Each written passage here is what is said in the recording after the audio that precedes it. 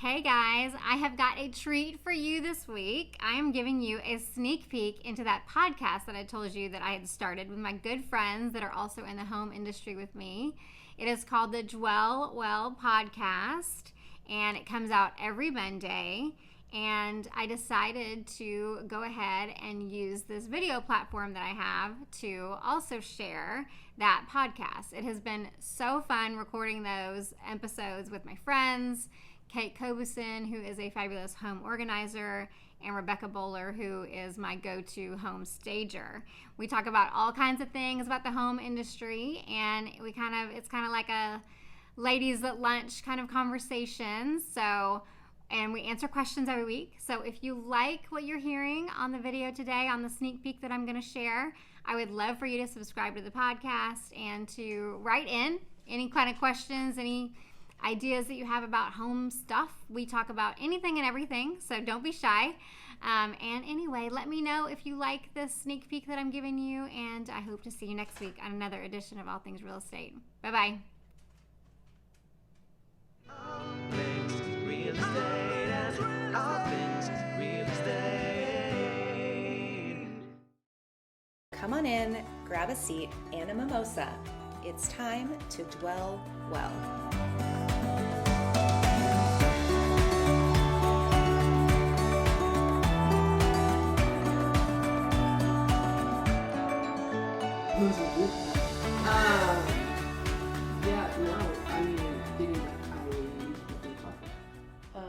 That's what So you should start my recording coffee- because we have to talk about. Oh, it's cool. I'm already recording. Okay. But we decided to talk about how it's that's what she said. So that's a good way to start. So you're telling me to turn the volume off on my phone? Yeah. You're telling me to shut my phone off? I am telling you to shut your phone off. It's I've got time. deliveries I happening. mean, there's keep it chaos. where you can see it, but like ding may not be. You don't want me to do that? Well, Noted. I wish I had something soft to put my coffee mug down, so I know I'm going to do this like 19 times. oh well, That's a dirty sweat towel. They're already. No, it's a dirty sweat towel. I'm not How do talking you know about. it's dirty? They're already It's a listening to you. towel. It probably is, but look, this one isn't. Oh, look, we have folded towels up here. Of course they do, because she's an organization woman. Because it's Well, these are Carissa. new. I haven't even seen these. My husband brought them up here, so he definitely didn't fold it like that. It came in the package. So that you way. want to do coffee talk? What happened with your coffee maker? Coffee today? talk. Coffee. Coffee That's talk? what we're doing. No, we get this. My husband gets the same model of coffee maker every time, and it goes out within like 6 months. And how many times has he got the It's same 4. one? What's This the is the- definition of what's that in the definition of Fool me Crazy. once, shame on you. Fool me Insanity. twice, shame on me. no the definition of insanity is doing the same thing over and over and expecting a different outcome.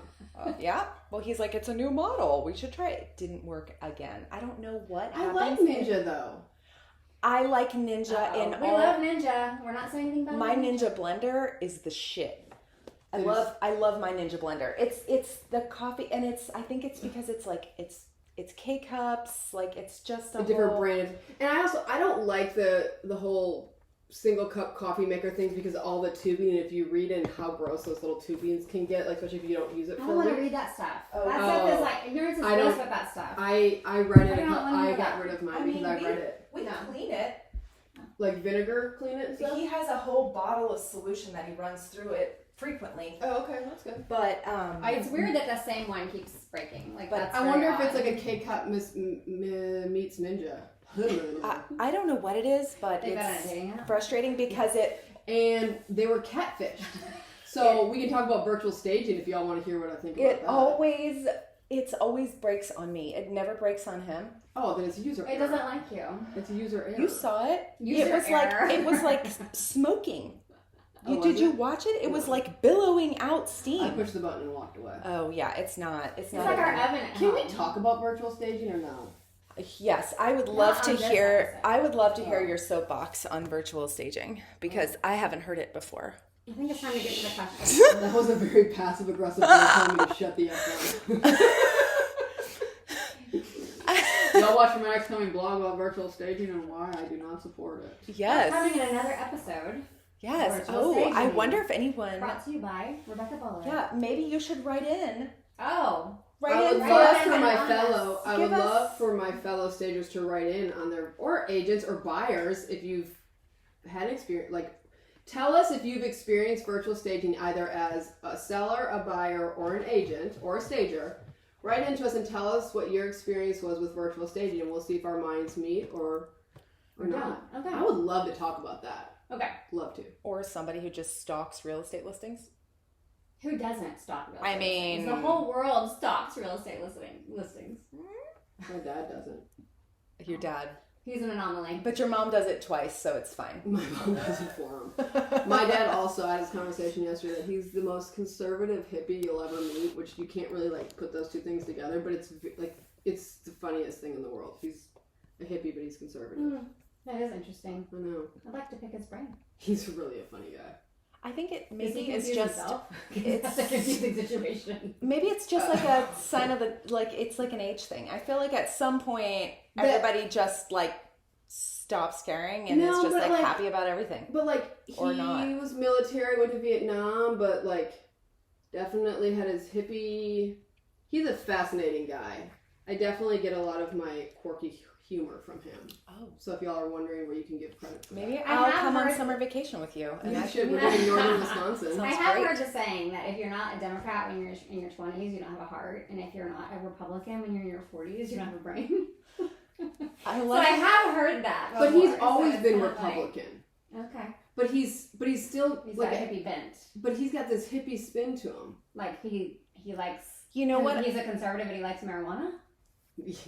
Is that basically probably. it? Yes. Do you know what I think that teaches us is that people can actually be complex and have not just differing thoughts and opinions and not just follow in one path or the other. And it's not just the Instagram kind is of bullshit. shocking. It's not just Instagram is bullshit, it's stereotypes too. Yeah. Oh, stereotypes are bullshit. Yeah. Hashtag that. I don't know how my dad feels about us talking about him. I think he would be fun. He is going to hear it Tell because him your to- mom is going to play it for him. Tell Or him your to- brother. Has No. he found us yet? I don't know. I don't think so. Because he hasn't given me shit yet. My mom could like tune it into my dad's hearing aids and he could listen to us in his hearing aids. It's like AirPods. Are they like AirPods in your ears? Because Like his hearing type aids it can in. answer his phone. It's so funny because I can hear my mom in the background. What if you don't want to answer the phone? Do you have to be like, hold on, I need to turn my hearing aids off to hang up on you? Like, I don't know. No, let's go. like what if you're trying to Just let screen it your ring in calls your- and it just picks up anyway and you're just like, damn it! Just let it ring in your ear until it goes to voicemail. That's what I do with my earbuds. But what if you forget? What if you say something? Okay, you all know this. Kate's like, what if this? Hold What on. if that? We all know my daughter's name is Sadie. Okay? Yes. My phone, all the time I say, hey Sadie, guess what? Hey Siri, every single time on my phone. And so my phone, I'll say something to her and then, hey Sadie, blah, blah, blah, blah, blah. My phone picks it up and it's like, I don't know the answer to that. And I'm just like, Screw you, I didn't ask you. stop listening to me. Wait, I thought you could rename Siri though, if that kind of thing was a thing in your house. Like, I think you I can. think you can rename Siri. You can rename Alexa. Oh, I maybe think. that's what I'm thinking of. But that's not a problem. It's Siri. Sadie and Siri sound very similar. Is your phone answering? No, my phone is now responding. We have a fourth member of the podcast today. Okay. It is my phone. And it's not my dad. And it's not your dad. That would be fun to do an episode on asking Siri home-related questions and see what Siri says. Sometimes she says some wild ass shit. Oh. Like, sometimes it's like, Or she has a whole same Santa out. thing too. She's got a whole, if you're on the naughty or nice list, response to the kids. It's fun. I don't Have know. you asked her what 0 divided by 0 is? She talks about cookies. And have you had 0 cookies and then you have 0 friends? Oh, It's so weird. That's so How sad. do you know this? What about we should do a Chat GPT episode? Mm. That could be a whole Like, thing. I love that whole thing, but the whole AI and the whole ability to change a face from 40 to Hashtag 16 trigger warning. If you scares are a the conspiracy theorist, crap. you don't want to listen No. to what's going on right now. No, but think about this. You're on some sort of No. video, whatever, and you can make your 40-self-year-old look like a 15-year-old, and you can talk to 15-year-old girls. Well, And they don't know 15-year-old because they girls see shouldn't it. be talking to you if they don't know you in person. I agree, 100%. Who are their parents, damn it? Exactly. 100% I agree, but there's lots of parents that don't necessarily catch that. And That would if be the me. little girl is like, well, Mom, I met them on FaceTime and they were clearly a 15-year-old boy. But they're not. That's why it scares me. Yeah, I think there's going to be a lot Wait, I don't of even know what danger. we're talking about right now. I would be Sex that mom. trafficking. I would be that mom that would be like, okay, cool, honey. I My want head is still in the sand about sex trafficking. It shouldn't be. So- Have you driven down 35? Anyway, let's get to the why don't we moment. get to our topic of today? Speaking of driving down 20, this is from Confused in Canton. That's Oh, yeah, 20, you right? said 20. Or is that 80? It's 20. 20. How do you, I don't know. you I drive thought- to get to Louisiana. I thought that was like 80. the smoothest. That was thought like it the was 80. smoothest It was- transition, it would've but then worked. But then my wah, geography is off. I have never been able to find you my way should've- anywhere. You should have just said it confidently and rolled with it, but I'm going to fact check you on that. Okay. While you're fact checking, I want you to listen with an ear to our topic of the day. This is from Confused in Canton. Oh, my parents lived in the same house for 30 years. My dad passed away 5 years ago, and we just recently lost my mom. Oh, that's so sad. I'm so sorry. Now my brother and I have the daunting task of selling my parents' house, but the thought of doing that is just overwhelming. They have so much stuff. They weren't hoarders, but they didn't like to throw anything away. We like to call those people collectors There you in go. my line of work. That's a nicer name than Uh-huh. hers. When they moved into this house, they had 2 full, large moving trucks, and I swear one of them was just knickknacks and books and numerous sets of china and tons of mine and my brother's stuff from childhood. And that was 30 years ago. They've acquired a lot more since then, too. Not to mention that this house hasn't been updated at all. My parents were really good at taking care of the house, but never thought to even put granite countertops in. How the heck can we even start the process of selling this house? And I feel like it's all on me because really my brother isn't going to help. So I hope you can. Oh, I feel like this is Yeah. one that we can all have so much. Yeah.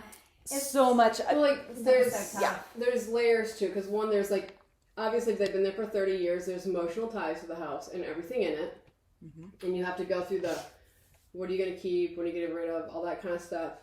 But like, are we talking about how are you going to literally emotionally go through the process, or like what does she need to do to make sure it's done right? It sounds more like she's ready to get going on it. Mm-hmm. But doesn't know where to start. Luckily, I feel like. and I don't want to say luckily, that's a really bad term, but I think it's harder when mom and dad are still in the picture and holding on to all the things. It is. Whereas to be the kids going through it is probably slightly easier because you're a little bit farther removed Sometimes. from it. Not if we are still horribly grieving mom and dad's death. Yes, Yeah, that's true. that's That's the hard. I think challenge, it's a matter of, and I see it a lot. I mean, we all do. Like, we go into the situation and either they're moving into a nursing home or they just died. Like, if they're still there or they're moving into a nursing home, it is very challenging if they don't want to go through that process. But in this situation, like, they just died. I've seen somewhere that kids are like, get rid of it all, I don't want it, go, go, go. But I've seen other ones where, like, they're still grieving so badly that they've tied all that grief to the house and the stuff. And I don't know that this sounds like that. I'll speak from putting my organizer hat on. It's a very emotionally charged topic, and I do think that, we run into this stuff a lot, and my first suggestion, kind of along what you're saying, is to make sure you are taking care of yourself Yeah. emotionally, I agree. whether that's a therapist or someone to talk you through and to help you, Like, holding your brother accountable will help. yeah, I mean, I do. Yeah, that's another piece of the puzzle. Because I see a lot of family battles, like, if brother's not carrying his weight in it, that's a problem. It is. Yeah. Well, and I think the number one thing is, like, I have people that contact me in this situation all the time. And the number one thing is figuring out, like, the timing that works, I feel like. Because number one, you have to allow yourself to grieve. Number two, most of the time you have your own life and maybe your own job and your own family and things like that. And how can't much stop time are everything. you going to have to dedicate to getting the house ready and stuff like that? So there's two kind of emotional type of things there that you have to figure out. And so timing is really important in that process. And then also, like you said, like, accountability of some other people, like asking for support and things like that too.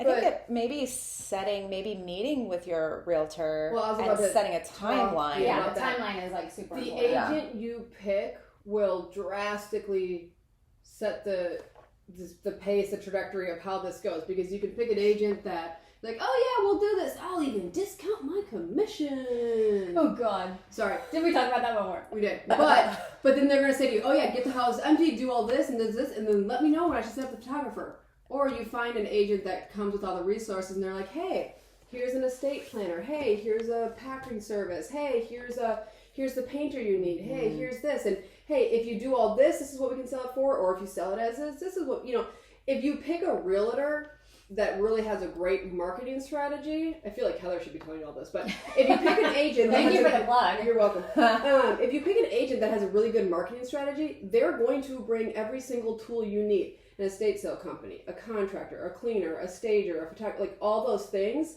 So Help decluttering.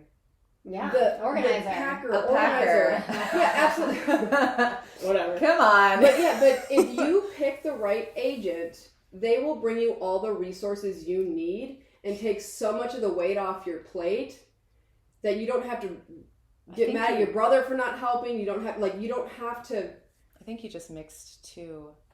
Weight off your plate, weight off your shoulders.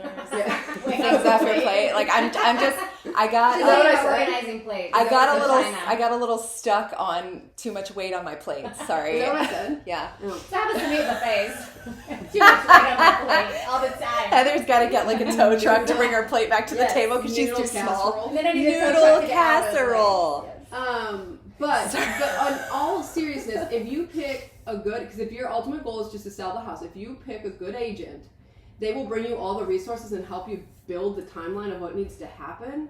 Because the reality is, this is not you don't do this for a living, right? You don't sell houses for a living. You're not in real estate. You're not in estate sales. You're not in that.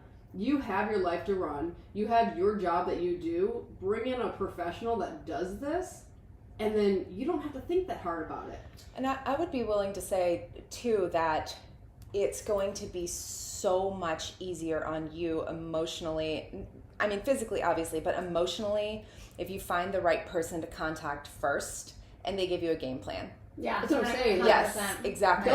Don't build a game plan. There are professionals out there. They take payment in the form of 3%, 6%, whatever it is. Sorry. Oh, that was Zillow. Sorry. Oh my God, y'all are using such really Zillow. discount broker. Yeah, but they're making my skin crawl. You don't need to build the process. It's been built by really good agents. And depending on where you are, get recommendations, look at their track history, and then sit down and interview 3 or 4. And the one that comes to you and says, "Oh yeah, this is our plan," and it takes care, it addresses all of your questions and doesn't put everything on you to decide and find. That's your winner chicken dinner. I think that should be what you invest your time in. Don't worry about Yes. going through the garage full of stuff, and don't worry about just take a step back and find someone that you absolutely trust to lead you through the process. And if you don't have a realtor that you trust, I think it's so important to talk with people of like minds as you to look for referrals. I mean, I don't think referrals on a Facebook page or just generic, oh, so-and-so's great. Find someone you trust. You find find someone that thinks like you do too. Because, I mean, I could have a person that I absolutely trust, but they don't work like I do. And if they give me a referral, we might not be a good fit. Yeah. So finding someone who really is like-minded to tell you, like, okay, this is who I would send you to. The other thing that I would say is it's super important also to try to bring her brother in as much as possible, because the more that, so she kind of said in her thing that her brother wasn't that involved, or what was it? She said, I feel like it's all on me because really my brother isn't going to help. Yeah. So, but even if he doesn't help, you need buy-in from him on the process and what you're doing. More likely he has got legal authority on how things are handled. Yeah, that's true. You can't sell the house without him. So, the more that you try to involve him in the process as well, even if he's involved in the process in the planning and, you know, getting someone on board, and then he's out until you literally are signing the closing papers. Yeah. If you handle it and can handle it and he's out of it, that's fine. But getting that buy-in from him in the beginning about what the process is going to look like and the timeline and everything is going to make your life easier in getting this done. Yeah, I think that's true. And I mean, we've all seen the struggles and the strain that this puts on family relationships when this happens, and somebody's okay with it and somebody's not, and somebody wants this and somebody wants that. I mean, we're luckily it's more of just a downsizing thing, but we're going through this with my in-laws right now, where they're needing help going through their life's memories, and they're just, the mobility is not what it was. What's like the catalyst for them doing that? I think it's that they have a 2-story house. It's a 1-story with a walkout basement, and a lot of. So they don't live in Texas. No, they don't. Their laundry is downstairs, and my mother-in-law is no longer able to go down the stairs. Oh wow. My father-in-law is, but he's in his 80s, and so it's it's tough. A risk at that point. It's hard, and I think I'm more removed from this because it's my husband's family, but there's 4 siblings, and they are all just trying to make this as easy as possible. His parents would love to stay in their house, and so in order to do that, we need to help make some modifications so that they can live safely in their house, such as moving the laundry washer and dryer upstairs, making it to where they can safely traverse their house. And they have so much. The downstairs was used for the kids when they lived at home, and now it's just sort of a storage space. Yeah. And so I actually have a friend who's a fellow organizer in Minnesota who's been helping them clear out their basement and it was very similar. It was mostly the kids' knickknacks, some stuff. books. Yes, and it's all this projects from kindergarten. Yes. Yes. It's all the things that have accumulated over a life well lived. But when you can no longer access the space, you need to find a way to address it. And so we've tried to be proactive, and I pushed a little bit, and I think it made some of my siblings-in-law a little uncomfortable. But I had my friend come in, and I think in the end it was a really great result. But it is it's an tough. uncomfortable process, though. It is a great result when you have someone who can come in almost like an unemotional way for you. Mm-hmm. You know what I mean? Well, that's the whole point. You need someone to You need someone to discharge the. It gets so emotionally charged. Yeah. You need someone to come in and be that calming presence, and someone who has suggestions. I mean, somebody who can come, and whether this is the realtor or an organizer or whatever it is somebody who can come in and just say, like, all I want to do is make this more functional for you. My goal is not to come in and like wreck shop and throw out your family jewels, burn everything. Yeah. My goal is to come and help make this work for you. Yeah. We want you to be comfortable in your home. Absolutely. We want you, and this is obviously deviating from our topic, but it's similar, because anytime someone downsizes, anytime people are aging and they need to make changes, like, this becomes an issue. Yeah, it does. And the thing is, too, like, I've talked to my parents about this because my sister and I don't speak. We don't get along, unfortunately. And my parents, I'm worried about what happens when something happens with my parents, because I don't want to make things like sort of worse with my sister. I don't have like any sort of super animosity with her, but we just don't get along.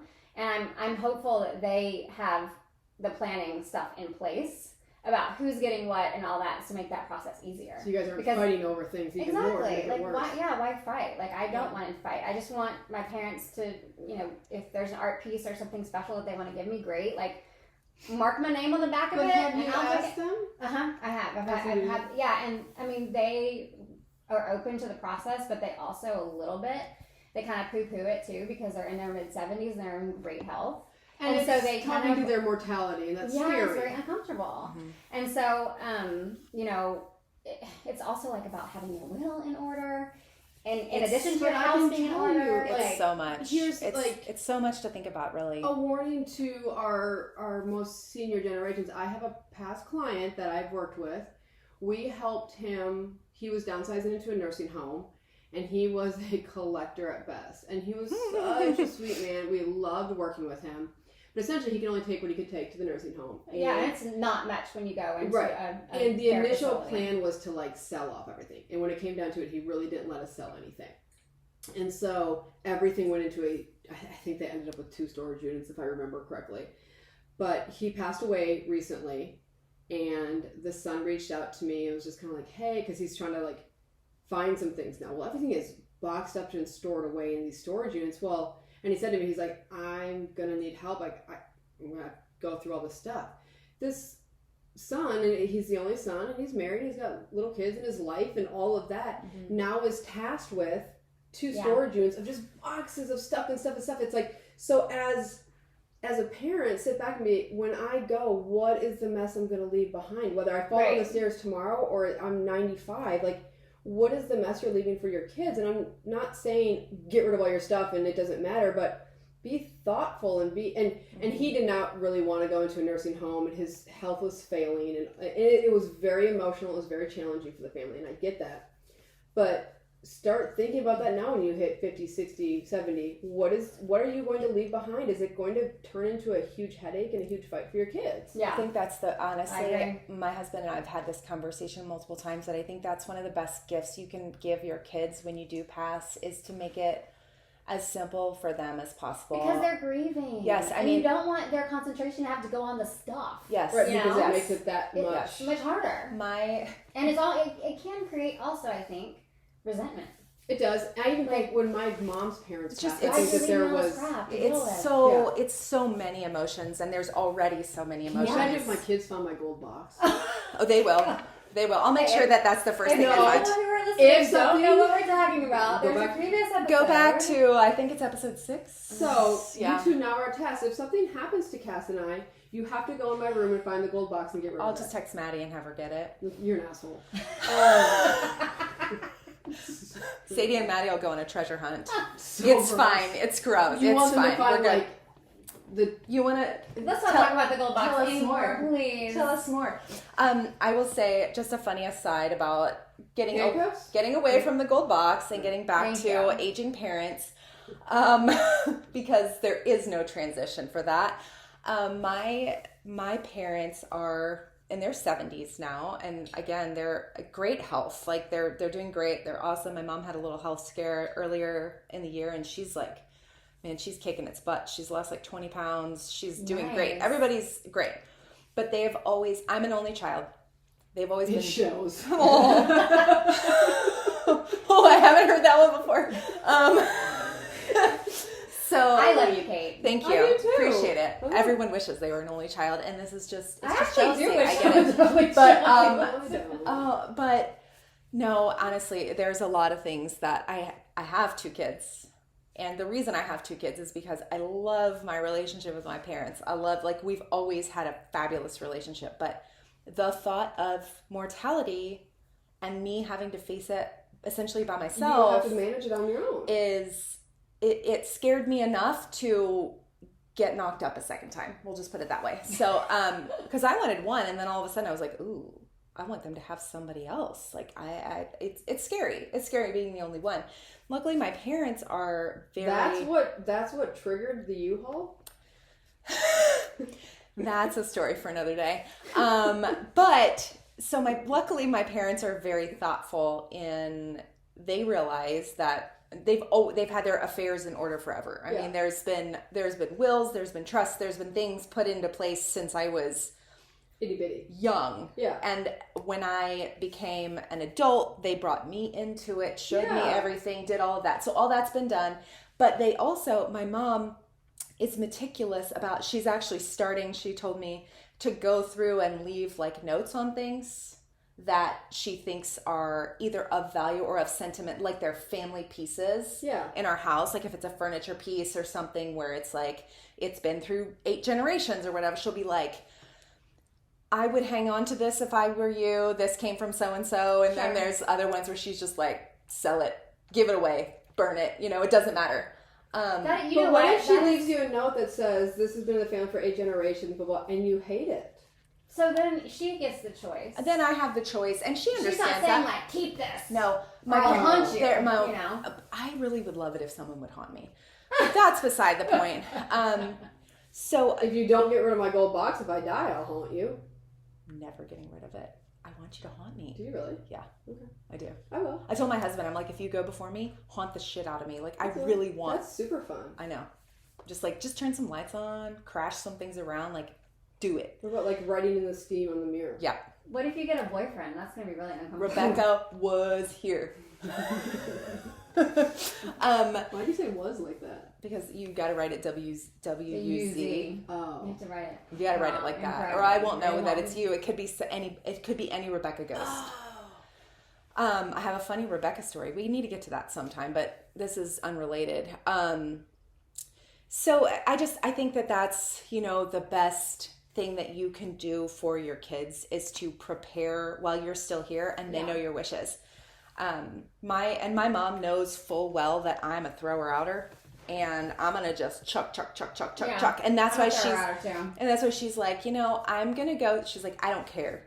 At that point, I don't care. She's like, but she said, I'm gonna leave some things just so you know that, hey, if you like this might be worth saving.